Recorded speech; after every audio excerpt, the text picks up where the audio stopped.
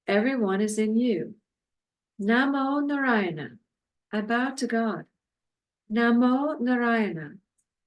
It is all just a play. There's no question of that. Question. My appetite has not been satisfied. Shri Ma. Those who argue for the sake of arguments just play. This body is not at all a learned person. Question. Ma, why do you say so? What is there that you have not studied? What else is there? Shri Ma. That you know, Baba. This body is just a small child. Only Baba knows. Babas, which are fathers and elders, always please themselves by calling a child great. This is but the nature of mothers and fathers. Question. Ma is Jagat Janani, mother of the world. Shri Ma. What? You are the children of that Amrita, that immortal, eternal being. He alone is you. Who else would be there in your form? The self is manifested in the self. You are called Amrita Santan, which is children of the immortal. The children of the immortal are all immortal, no one else. It is he and he alone. Who is the self? The self alone, no one else. This body always calls, Pitaji, Pitaji, Father, Father. She only speaks like that. This small child speaks about whatever delights her. When there is light, where does it come from? From parents alone. It is he in their form. Question. Ma, please say one other thing to me. Shri Ma, you have said a very nice thing. What did the scriptures say in this matter? You know better, but God has blessed us with all kinds of devices. He is ever both sadhu roop, the form of sadhu, and arup, formless. There is no question of rupa, form, or guna, qualities, with him. He is there, ever present. There are innumerable forms in which he exists. There is one thing called Vishaya Bhoga, worldly passions. What is Vishaya? It is actually Visha, poison. Just like poison brings death to a person who drinks it, even so, the passions give death to the person who enjoys them. There is something more. When a person eats poison, he dies instantly, but passions are a slow poison. When a person keeps enjoying the passions, they filter down into his nature. They form his samskara. These are impressions from a past lifetime, and that brings death to him in the end. Actually, a person is the child of the Amrita, the immortal. But those samskaras do not allow him to realize that immortality. The same is the case with you, too. These passions act like slow poison, but the person enjoying them does not realize it at the time. He is so engrossed in them. They not only bring death, but also bring a new birth. They create a desire in the person, and that desire acts like a return ticket. Whatever desires a person has, God sees that they are all fulfilled. And if they are not fulfilled in this birth, he very kindly gives him another birth to satisfy them. In this manner, the person having passions is caught in a vicious circle of birth, passion, and death, and he is not able to get out of it.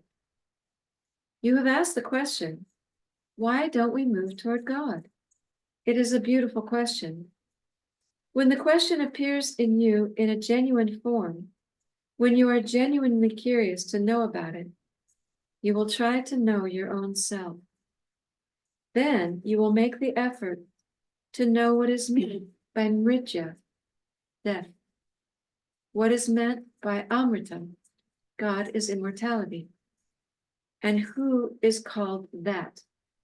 And why and who you really are. That is what is to be manifested. Yet some people have these questions, but they are not genuine. The very moment they have a genuine question, all their questions will melt away and they will move toward God. Jagat, the world, means that which is in motion. In that Jagat, there is Jiva, the bound soul. All of these questions arise within the context of the Jagat and the Jiva.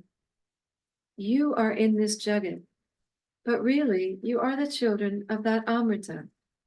That is why those questions sometimes arise in you. This body has heard from you only Kalpana Matra Jagat Srishta, this, which means this world is the creation of God's imagination. What you imagine, so it becomes. Someone today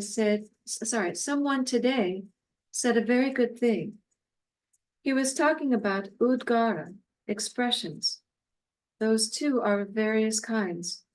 You are the child of Amrita, the immortal, and at times that gets expressed in you in the form of questions. Sometimes you get something in your mind. It is due to these things that you have heard and read. Once you have the perception, you will not have those thoughts and questions. One thing is certain. This is all the result of imagination. When you determine to leave at 11 o'clock, you will attempt to do that. When you determine to achieve God, that determination is the form of God. Even the imaginations and determinations are innumerable. There is no end to the methods and ways to achieve them.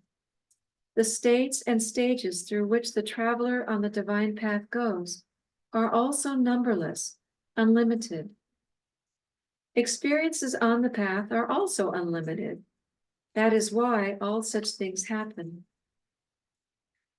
That light that you want to have in you is not allowed to come in the state in which you are now. What is your stage and state of mind?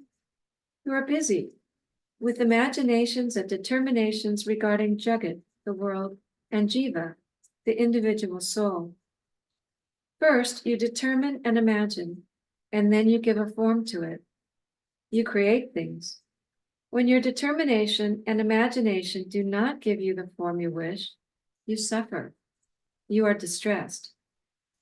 When it takes the form you want, you become happy. This is the meaning of Kalpana Matra Jagat Srishta, meaning this world is the creation of God's imagination. Everything in this Jagat is your own imagination taking form. When your desires bear fruit, you are happy. You are distressed when they are fruitless. This very imagination and intention, under the influence of Jagat, made you marry. You felt that you were alone. Then you determined not to be and married. Then you again had an intention to produce children. As long as you do not get out of this kalpana, that is imagination and intention, that is limited to Jiva and Jagat, the state in which you are now will not allow you to move toward God. It will not allow you to spend more time going in that direction. One more thing. As long as you are limited to this Jiva and Jagat, you appraise everything in terms of quantity and number. As long as you are driven by these two terms, you will feel a thing to be successful only in the context of the state in which you are. In whatever state you are, you feel the success of that very state. Our determinations are not always fruitful. When it is fruitful, it is due to the state. That is why this body gives importance to the state. Jai Guru Ma. Jai Ma. What are your thoughts about that reading? A lot of material there. Well, it explains the whole situation. This is why we have trouble getting there, our divine.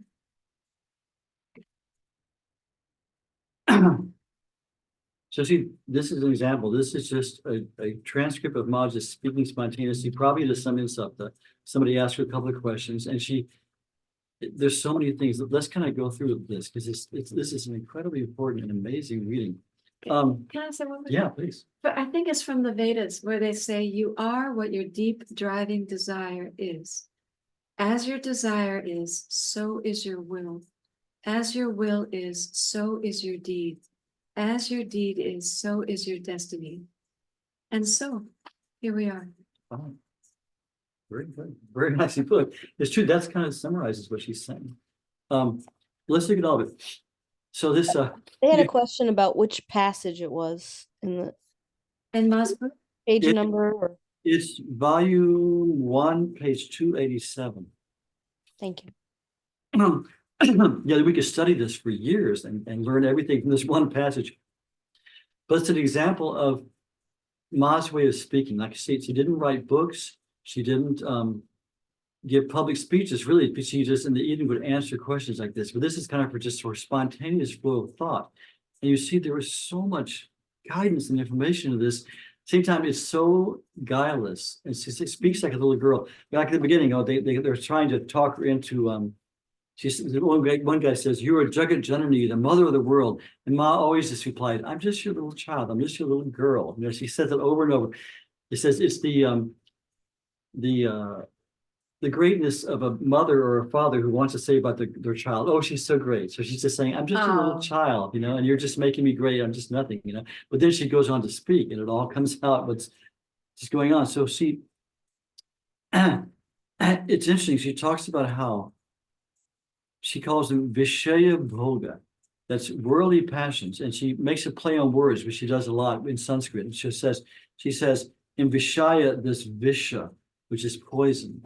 So this very thing, first she talks about how our worldly passions, and again, that's this, when we feel, it's the human condition we're all in. We have to just look at it, examine it, and acknowledge what we're doing. When we feel that we're incomplete in ourselves, because really what it is we're not experiencing the depths of our real being, and we think we have to supplement it by just running after external things. So that's really, these passions are just us in ignorance, running after external things, thinking they will satisfy us. So it's like this lust for power, this lust for possessions. I need more. I need more. The American way. You need more to be happy.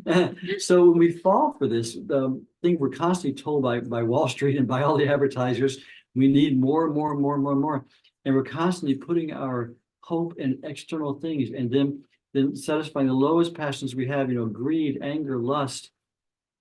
These things all have the right place. Like anger should be against unrighteousness. You know, all these things have a place, but when they're misused to try to satisfy our inner emptiness, they just have poison. So again, when all of us, as human beings, when we're immersed in constant passions, Ma always said, "You live in a world of want," and she said, "Want is rewarded with more want."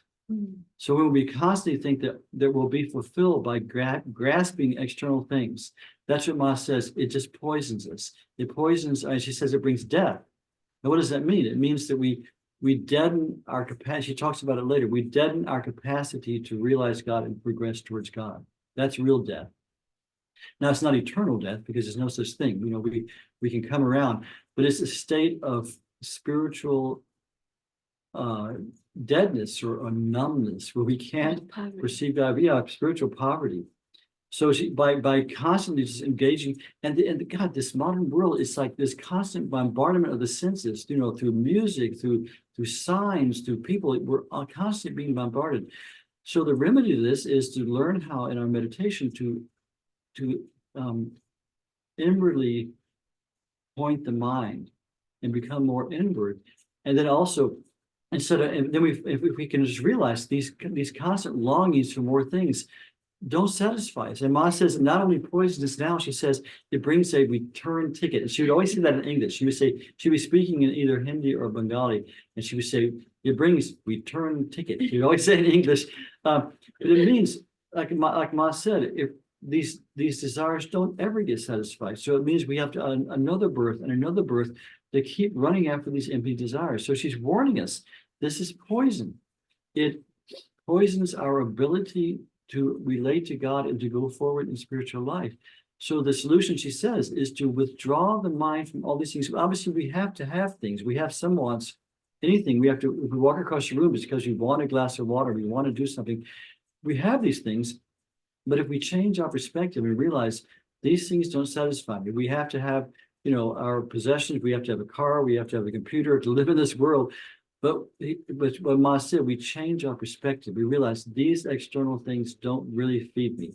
I just use them as much as I need to get my daily life. But our real fulfillment comes in our spiritual life and going towards God. And so, we start withdrawing the prana we put into all these external desires. I want this, I want this, I want this, I need more and more and more. When we withdraw our life force from those things and put it in our spiritual life, I want more of God. I want more inner peace. I want more inner contact with God. That very energy we've been going out with becomes the strength, the source of our strength, the source of our inward, direction going towards God.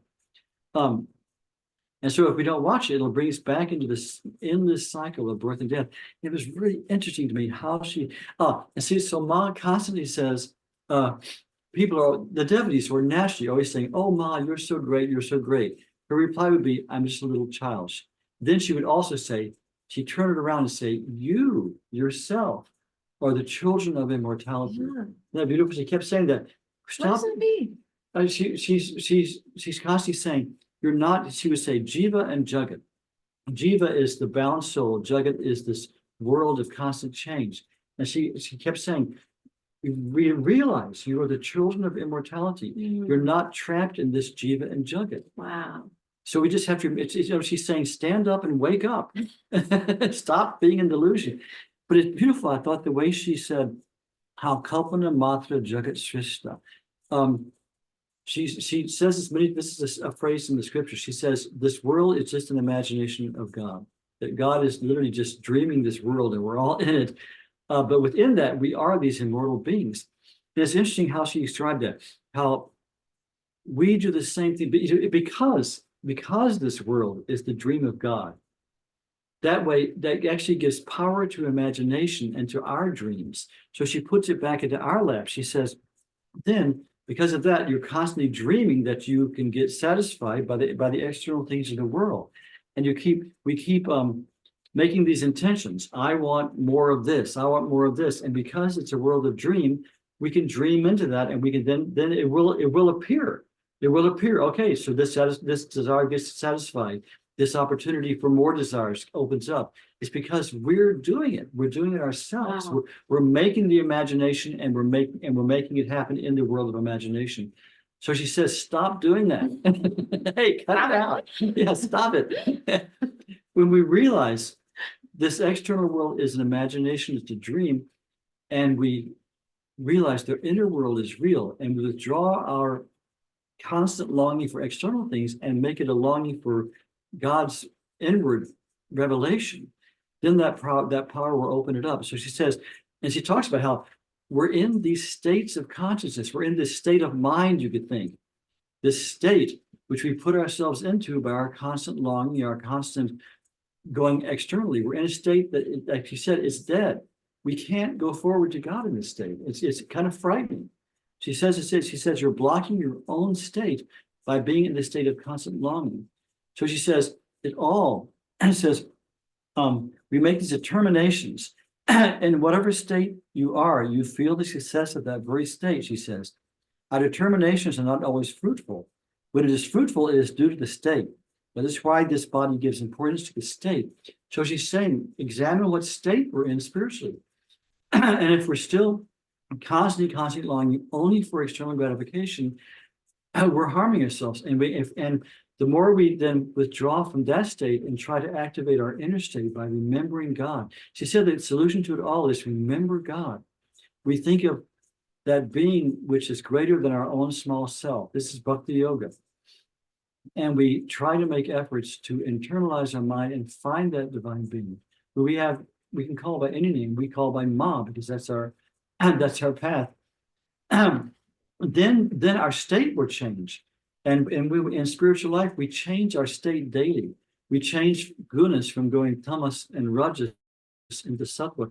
When we get up in the morning and we do our morning practice, when we regulate our diet, when we live a disciplined life, when we try to constantly say the name of God, we say our mantra, when we devote ourselves to meditation, our vibration changes, our state changes. Our state is like how we're manifesting in the moment, the vibrational density of our body and our mind, the state of our mind. We change that through our sadhana. And that's what allows us to then go forward into the path to God.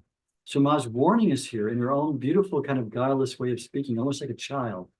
But she's warning us, change our direction, become aware of our state. Isn't that beautiful?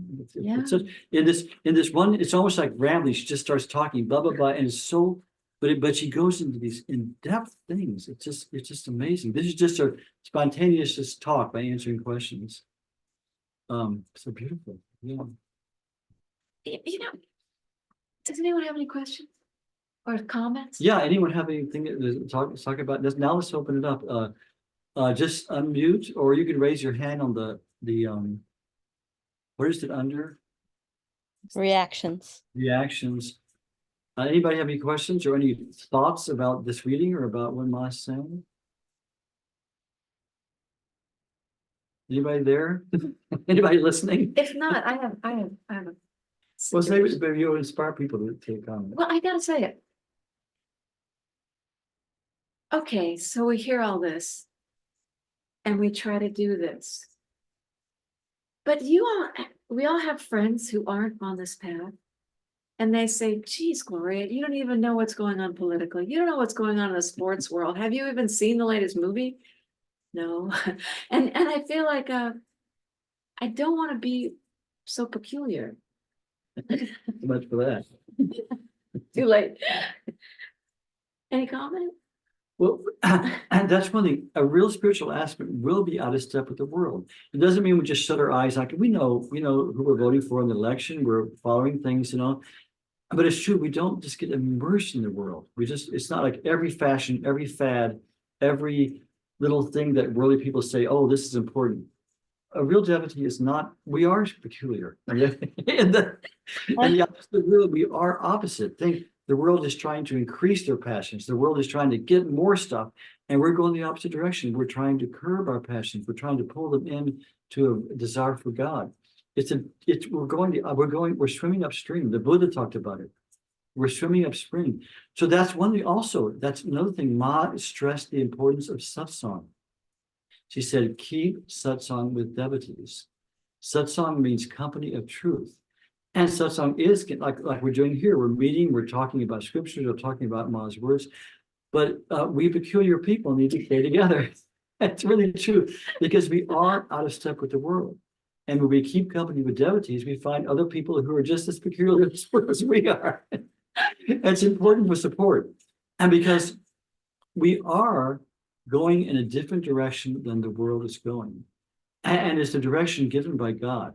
It is a direction that's very wonderful and divine, but it is out of step with the world. And in one sense, I never think of people being worldly or spiritual, because everyone's spiritual. Everyone's spirit in their essence. So, but we try to keep company with people who have spiritual lives, with people who have a spiritual practice. And we go to different religious gatherings. We go with the Sikhs, we go with the Sufis, we go with Ma's devotees, because we want to keep company, we want to keep satsang. So it is true, it's important. It just reminds me of what you said earlier, where you said the lady in the reading said that those things, cinema and shopping, just didn't satisfy her in a way anymore. Yeah. Yeah. And I think of you, Renu. You set your course.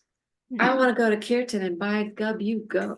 You do, and you do service. You do it. It's impressive. Well, that's just where my heart lies. That's Yeah, it's good. Janet has her hand up. Janet, did you have something? Yeah, Janet, and also Arpita after that. Okay. So we'll go with that. Yeah. Janet. This is we've all had these experiences where we become more aware of the vibratory field of our own bodies and of our environments and so on and so forth. And my experiences have been over the years like that. That's so incredibly important. And the challenge is to be in the world and not of the world. It's across all the traditions, right? And that's where the sadhana and the satsang are so important. And I feel want to thank you, and it was so wonderful to be with Pragya and Swamiji last night. It just brought back all the wonderful experiences over many years, and how precious and rare this is, and how we need to guard it very carefully, this where we have placed our hearts in this world. Yes, thank you. Dema. But see, look, you're an example. You don't live in a little shack, and are eating pig food. I've been in your home. You have a beautiful home. You take care of your parents. You both, I think you're both retired now, but you had, jobs where you made money, but your focus is on spiritual life. So it doesn't mean we have to renounce everything, and wander around in rags. An example. You've made your beautiful life, but your focus is on your spiritual life, and that is true. That phrase. I don't like pig food. Yeah, no, pig food's no good. So it's true that in the world, but not of it, is really a beautiful thing to think about. And we resonate with what Gloria said, because we feel very weird. Yeah, it's true. We're all weird together. All the time. Right? Talk about it all the time. It's really tough living in a postmodern world, postmodern culture. Thanks, you guys. It's really true. The culture. Absolute truth. Yeah, it's really true. The culture is antithetical to spiritual life, if you really look at it. Yeah. You have to, and again, we don't have to, we don't have to make a point of being weird. But the culture is going in a different direction than spiritual life. It's going for external gratification. It's going for more and more and more and more, material things. And so we have to separate ourselves in our hearts and in our wills. Like I say, we still make money, we still have our things we need and all that stuff, but it's our perspective. And we don't judge anyone. Yeah. Right. We don't say, "Oh, I'm so much more spiritual than you because you're doing this." That is, hey, no. Downward spiral. Exactly, downward spiral. We realize that we realize we've been touched by the grace of God, and we realize with gratitude that however we think of it, whatever religion or whatever spiritual field that we've begun in, we've been touched by the grace of God, and our response to that is we're so grateful. And we try to grab that grace and make it our own, and make it, we want to greed. Greed has a place. Greed for spiritual life is a wonderful thing. Greed that I want more of God. I want more of this wonderful peace and joy that God brings. I want more of this delicious presence of Ma, So we use our greed, and we can lust. We lust after fulfilling that fulfillment of reaching our soul, entering our true being. So we turn all these things into spiritual life. Yeah. Thank you, Janet. I think did you say Arpita. Arpita, did you have a question? Something to share? No, I got a lot of thoughts about it, I guess, but it's true, like every path has a way of expressing this, but the attachment to the desires is what keeps us coming back. The attachment. I think it's normal to have desires, and even if they're not passions, even the desire for peace or the desire for God. But if we're too attached to them, the attachment to that is what brings us back. But I don't think it's just this society. I think that this has been going on since the beginning of time, because this is inbred. This is the kaleshas, or the obscurations of our personality.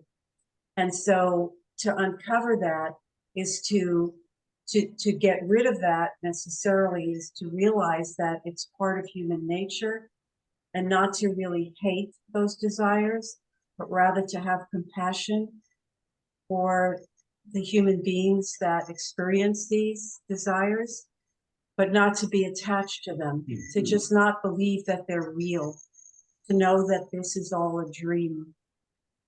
And so the desires and all of that are just a dream. It's not our true nature.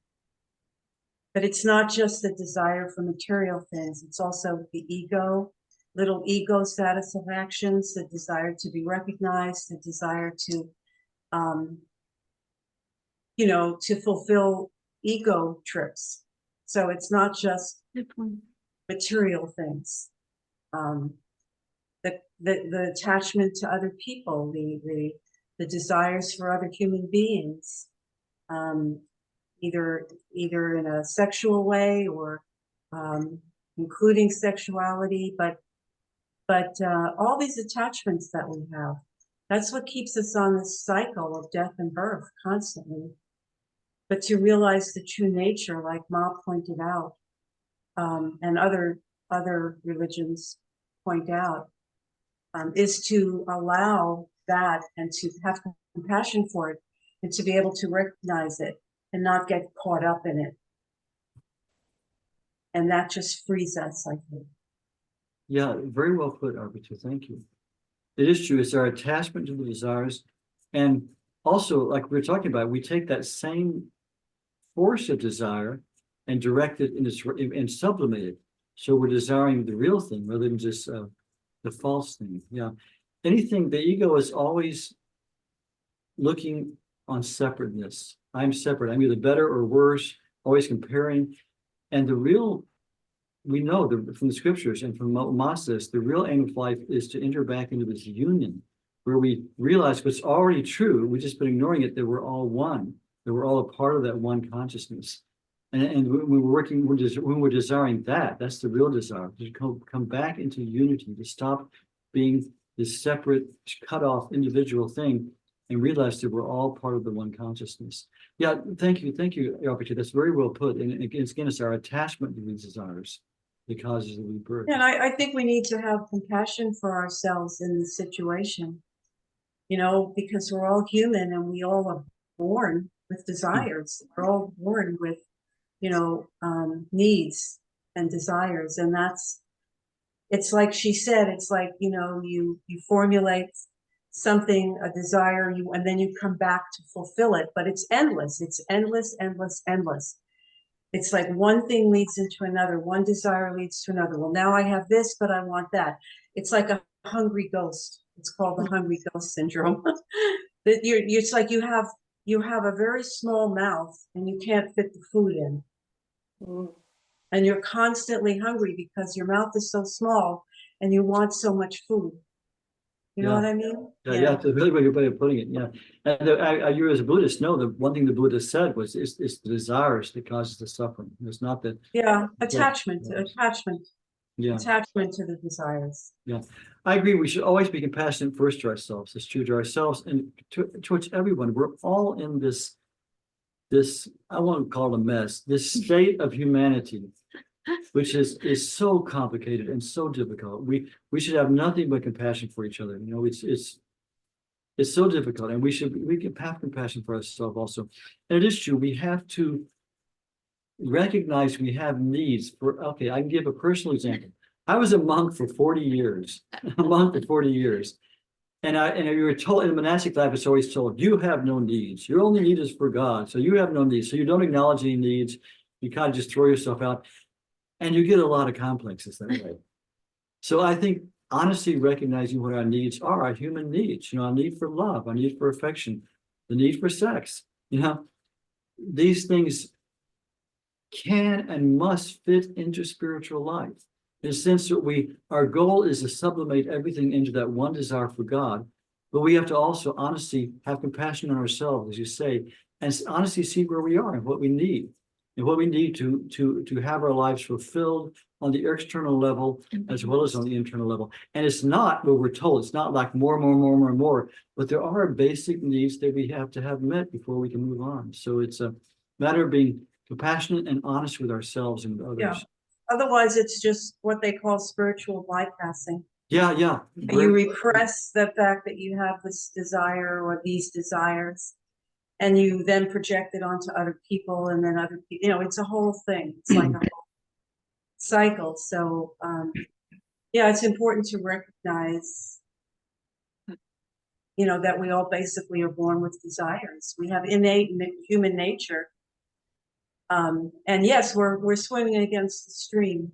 And it doesn't mean we have to indulge those desires, but we can acknowledge them. Yeah, totally. Because we have lifetimes before that we have built up all these obscurations and lifetimes of unskillful behavior and unskillful speech and all of these things that we've indulged in. You don't just get born in another body and all of a sudden it's gone. You have to work at it, right? Yeah, we have deep some scars. Yeah. Yeah. Well, what's wonderful about being, sorry, what? Yeah. What's wonderful about having Ma as an aid is we're not on our own. First of all, like now, she's showing us how to overcome this, but also we do find ourselves in this human condition, and it's so complicated, and we do have many desires and all these things. When we take Ma as our refuge, and we remember her, and we pray to her, and we try to follow her teachings, a force, a power, an understanding, a healing comes from her, flows from her, that really, really helps us begin to take up things in hand. We still have our own part to play, as everyone knows. You know, Ma always said, you know, you can't, God and the Guru won't do it all for you. They show you the way. Like the Buddha said, I show the way, you walk it. You know, so Ma says the same thing. So we have a part we have to play through our own will and through our own effort. But when we call on Ma and it base our efforts through her help, it's made 1,000, 10,000 times easier and more possible. John, did you still have your hand up, or you have a second question, or you just? John has his hand up. Yeah, John. Yeah, I had a question. So, Mangalanji. So, I totally agree with you and understand the importance about not judging yourself, not judging others. But when you were raised, as I was, to constantly judge yourself and constantly judge others, how do you get rid of those samskaras? It's really, really difficult. I've been working with that for a very long time, and it's really, really hard to let that go. Lori has a lot of thoughts about A lot of thoughts on that. She was also raised Roman Catholic, where you're constantly guilty. Whatever you're doing, you're guilty. Just my thoughts, and I'm not Mom, but we have to realize who raised us was just a human also. Our real mother and father are divine. Mm-hmm. So we have to immerse ourselves in that concept and that consciousness, the compassion and the love of the real divine mother and father as much as possible, so that those difficulties that are within us fade down. That's very nice. Yeah. When we take refuge in God and realize that God is all merciful, all forgiving, we say Kalma Karuna Sagara, Sagari, an ocean of compassion. Kshama Sagari, an ocean of forgiveness. We call her the Divine Mother. Yeah, Mother. Yeah. The real mother always loves and takes care of her children. For me personally, the Bhajans, we're called saints. In the Catholic religion, we were sinners, but the Bhajans call us saints of God, and we are potentially saints of God. So we have to, like she keeps talking about our imagination, imagine ourselves that way instead of the other way. Yeah. Like Ma said in this very reading we just had, how many times she said, you're children of the immortal, you are immortal, you are light. She kept throwing that back whenever this person said, oh, you're so divine, Ma. She kept saying, I'm nothing, all of you are divine. She kept reminding us Now Isn't that that's just beautiful? me. I'd love to hear what everyone. It's a nice I too, discussion. I too struggle with that. And I think what really helps me in that is just loving awareness in that moment. It's like when you have the awareness, oh, I'm judging myself again, oh, I'm being hard on myself again. And Arpita has helped me with this too, is just recognizing the need in that moment for compassion and just recognizing, oh, this is a program, this is something that has been placed upon me, it's not who I am. And just over time, the voices start to get a little bit less, and the compassion voice starts to get a bit stronger. And that's what it's happened for me over time. Just You very just much. keep, yeah, you just keep doing the loving awareness thing until it starts to become stronger. It's Yeah, practice like anything. beautiful. Thank you. Yitesh also has a Hitesh, please. Slowly, by I have actually two questions I was pondering upon since a week for now. So there is delusion. So I follow SRF teachings, and there is 12 delusions which is talked about, and the first one is the delusion of body. We think that we are these physical bodies, and I'm still struggling with that. Kind of like see everyone as bodies. I try to see them as more than bodies, like souls, or their bodies is just the atoms vibrating at different frequencies. um but that delusion, if you have any or Mai has any teaching about that, how to get over delusion of body, not to think everyone has these bodies, which we are part of. And also the second question was about karma, and I heard that we could cut through our karmas. So there is, as I come from Indian culture, and I know there is some karmas which are samskaras, and there is which are impressions, and there is some karmas which are like prarabdha, which is like rooted, and then you have to work through them. But what I have read that you can get rid of some part of your karma through meditation and through your practices. And I wanted to know more about that. What's your take, if you have anything to say? wow, those are two very deep questions. um, the great Saint Ramana Maharshi, whose photo's over here, who was in tune with Ma, and Ma had great respect for him also. He said that one thing, he said that the very first delusion is the delusion, I am the body. Whereas our consciousness is this infinite, eternal consciousness, which takes birth because of our desires and things. But we come out and we just see this body, and we stop here, I am this body. And that, he said, it's the root delusion, and every delusion comes up from there. When we stop remembering that we are consciousness, we come from God, we go to God, and we just think we're just this perishable body, which is what society tells us over and over again. When we just keep thinking, I am only this body, when this body dies, I've got of existence, all these thoughts. It's the root delusion of human consciousness. And it's in our DNA, it's in so many lifetimes. We've had this illusion. It's very difficult, but it's very difficult to overcome. And it's so easy, again, as you say, just to see people as bodies, even like, sexual attraction, like, I'm a guy, I still have that attraction when I see the female form, but and it is hard to overcome. But I can tell you through my own experience, and I think through the scriptures also, the more we persevere in our daily meditation, it's a cumulative effect, and it has long-term effects which manifest slowly as we go. And we begin to, I think it's only through meditation. If we don't have meditation, I don't know what the answer is. That's the hard drive. Yeah, it's true. That's the hard drive of it all. When we have meditation, we do begin to slowly experience ourselves more and more as consciousness. When we close our eyes, we're not just aware of this. We really feel our own consciousness. And through daily meditation, our own consciousness very much begins to manifest more and more.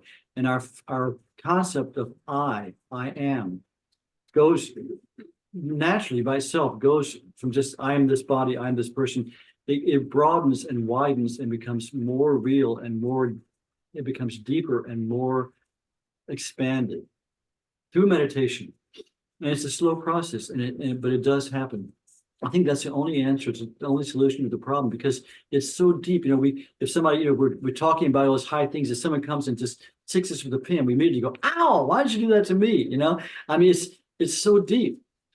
But it's a slow unveiling of light through meditation that we begin to shift our identity from the body to deeper parts of ourselves, and we begin to experience ourselves as a deeper, vaster consciousness, also through Ma's grace. And this comes, it really does come. And as far as karmas go, the scriptures tell us absolutely our spiritual meditation and practice and saying of God's name, the different meditations you do, these do burn off karmas. There's no question of that. We don't have a meter to tell how many get burned off. Like I say, like you've burned off so many calories by this exercise. I don't think anybody's come up with a meter yet, but definitely that works. And there are, like you say, this prarabdha, which is karma that has to be fulfilled in this life. And that will be fulfilled. That we can't stop that. But then how we react to that will either make us make more karma or make us be free from karma. So in other words, if it's our prarabdha, that someone's going to come in, that we've injured somebody in the past, and they're going to come in that door and slap us in the face. We can't stop that. That will manifest in some way in this life. But then our reaction to it is we accept that and say, oh, forgive me if I've offended you. Then that karma is over, and we've made good karma. But if we stop and say, hey, why did you do that? Blah, blah, blah, blah. Or if we hit him back, you know, we made more karma. We got that prarabdha. We just made more karma because we hit him back. I can't imagine you doing that. So how we respond to that prarabdha karma determines if we've made more karma or we've burned it off. Also, So- I think, Yes. go for it if you have something more to say about it. But I wanted to say that I think also intercession of like a saint sometimes is said that some saints can take somebody's karma and they can work out through illness or through something something will happen to their own body, and it was later people find out that it was because they were working out one of their devotees' karma. So I mean, this is like a very interesting topic, how that karma gets burned out through sages, you know. This is very, very true. Very, very true. Any true guru who gives a diksha to a disciple will start taking on their karma. And Ma was supreme in that. Rainy, there's somebody who went to go.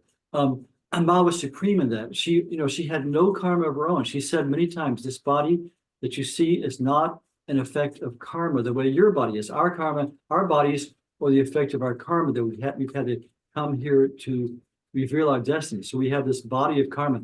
Ma said many times, this body just came on its own, has no karma. But she was almost constantly ill. She was always having some illness. And she said she would see illnesses as humanoid forms that would come and invite and ask to come inside of her. And she time and time again throughout her life took on the karmas of people that her devotees who had taken refuge in her. And it didn't free them from all karma, but she would take on specifically karmas that would have caused them to be derailed in their spiritual life. Karmas that would, in a sense, too much for them to bear. That was just, it was just too much. So she would take that on. And then she would suffer for a while. I mean, I read one thing that was incredible. I mean, I saw Ma many times. Many times, Ma, I saw this several times. She had a satsang. She would keep her mouth covered with a cloth the whole time. She wouldn't show her mouth.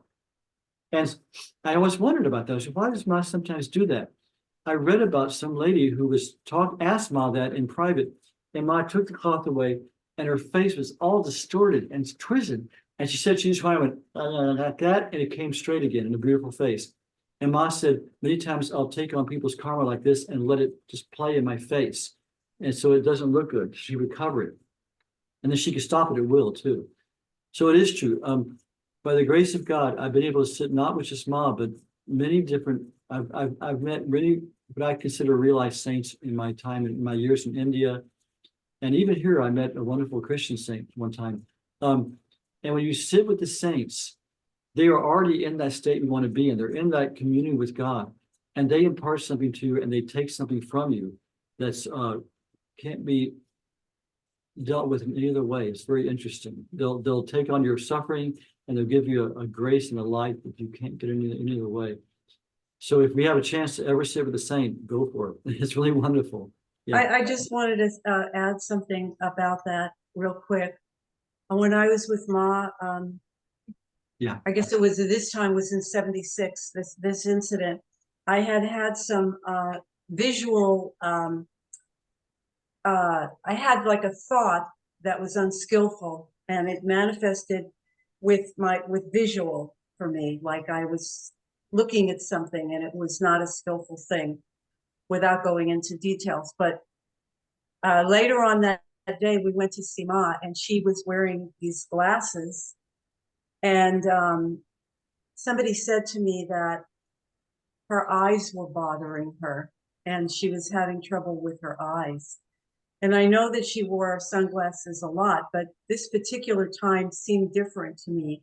And the fact that this person said to me that her eyes were hurting, it just struck me as like that was her taking the karma of that particular instant where I was unskillful in my thought and my vision. Yes, So, I believe that totally. And that lady was also Ma's grace. That lady told you about it, so you could make the connection. yeah. Like if she didn't know, I think, well, she always wears sunglasses like so much. So, but this was just different. I knew it was different. It was a message to you. Yeah. Our friend Madhava, Mark Johnson, who lives in Southern California, told me one time he had probably still has a real strong temper, and he was on his way to see Ma one time, and he got into an argument with this rickshaw driver who just drove him crazy, and he slugged him. The Mark slugged this guy, and then he got out of the car and he felt bad about it, and he went to see Ma, and Ma came out and she looked. And right where he had slugged this guy, Ma's face was all swollen. And again, it got to continue. He said, "Oh my God," Ma took that to him. We know many times, she said, our friend, our dear respected Panuda, who was the secretary of the Anandamayi Sangha, said when he was the first teacher in the school in Almora, Ma's teacher at the school in Almora, unfortunately in Indian culture, they sometimes slap the kids. I don't agree with that. We don't in our school. But he said he was with some child who got him angry, and he slapped him. He said, "Now, come on, do it right." And almost immediately, Ma was in another part of the ashram, and he said, "Ma's calling you," So he went to sit in for Ma, and Ma had a big red finger marks on her face, and she said, "Put your hand here and see if it fits." And it fit exactly. And she said, "When you harm someone else, you harm this body." Yeah. So we've really run out of time. This has been such a great discussion. I'm so grateful to every one of you who contributed and helped us do this wonderful group discussion. We let's have one last thing. We want to we always end by showing pictures of Ma. So we're going to do a quick kirtan listening. We're going to sing a bhajan that we sang in our Sikh Bidwar this morning by Namdev, which emphasizes Ma's teaching of everything is God. It says, Sabhe Gat Rama Bole. Everything is God, everything is Ram. Ram is speaking through everyone. And Ma now gives darshan through her photos. So we'll have darshan of Ma through her photos. Share screen. Original sound. I did. Okay. So let's go here. Oh shoot, I had it out.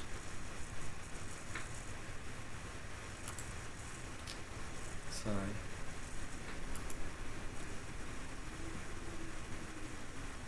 Huh.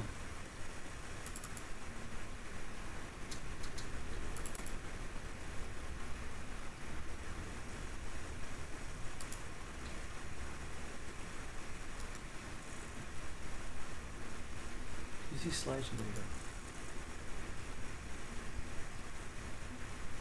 I'm looking for start slideshow. Is that on the top?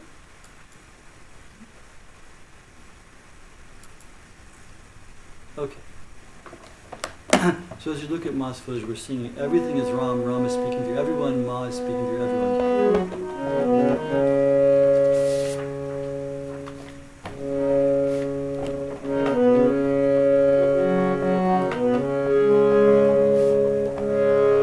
Sabhe gata Ram bole, Ram bole, Rama bina ko bole re, Rama bina ko bole re.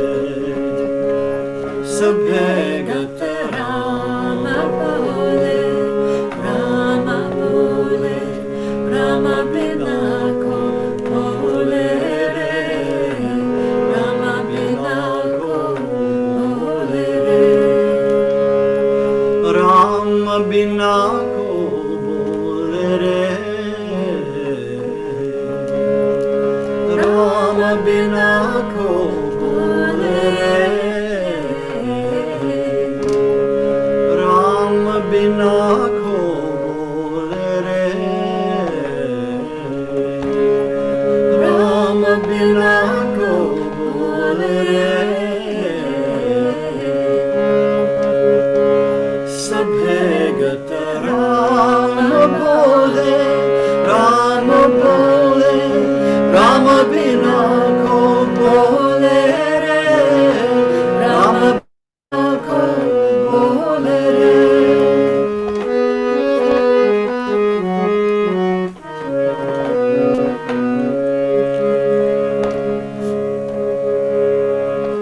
Ekalamati kunjar chitti, bhajan hai bahana nare. Ekalamati kunjar chitti, bhajan hai bahana nare.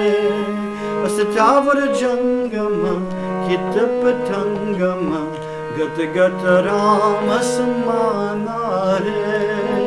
Gata gata Rama samanare. Asatavra jangama, kitapatangama, gata gata Rama samanare. Gata gata Rama samanare. Gata gata Rama samanare. Gata gata Rama samanare.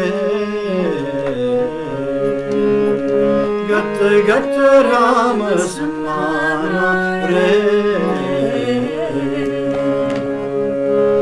Sabhe gata Rama bole, Rama bole, Rama bina ko bole re, Rama bina ko bole re, Rama bina ko bole re, Rama bina ko bole re, Rama bina ko bole re, Rama bina ko bole re, Rama bina ko bole re, Rama bina ko bole re, Rama bina ko bole re, Rama bina ko bole re. Sabhe gata Rama bole, Rama bole, Rama bina ko bole re, Rama bina ko bole re. Let's sit for just a couple of minutes. We're a little bit past time, but I'll say 2 minutes, and just do japa with the breath as we can just look at Ma's photo or have our eyes closed, and just do what she said, and just quietly breathe the name of God, whatever mantra, whatever name we use, in and out with the breath.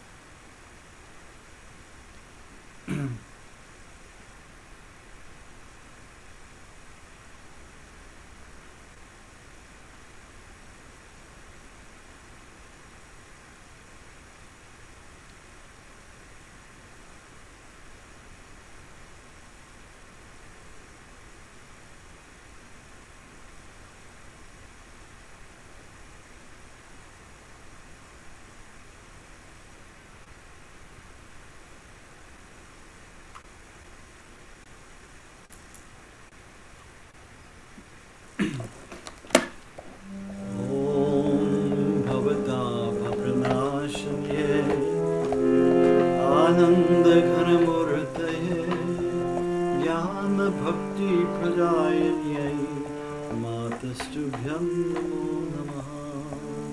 Shri Shri Anandamayi Mata Ki Jai. Jai.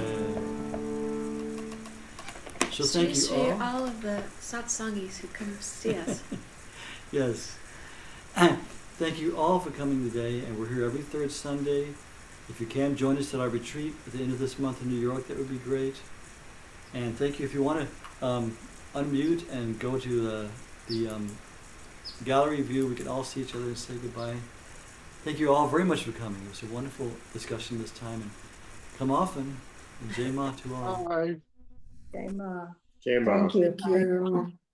Thank you very much for the beautiful satsang. Thank you. It's so good to see everybody, really and truly. Jai Ma. Thank you, Rainy.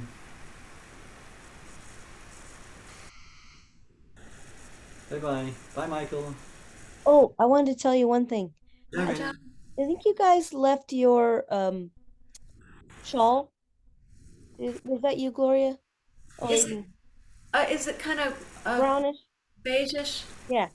Yeah. Well, No, I have mine. Uh-oh. I don't think so. can you show it? Well, no, it's in the car. Okay. I don't think Maybe it's next time we're together, just bring it. Yeah. Okay. Oh. Okay, good to see everybody. Take care and come back next month, third Sunday. Jai Ma. Jai Ma.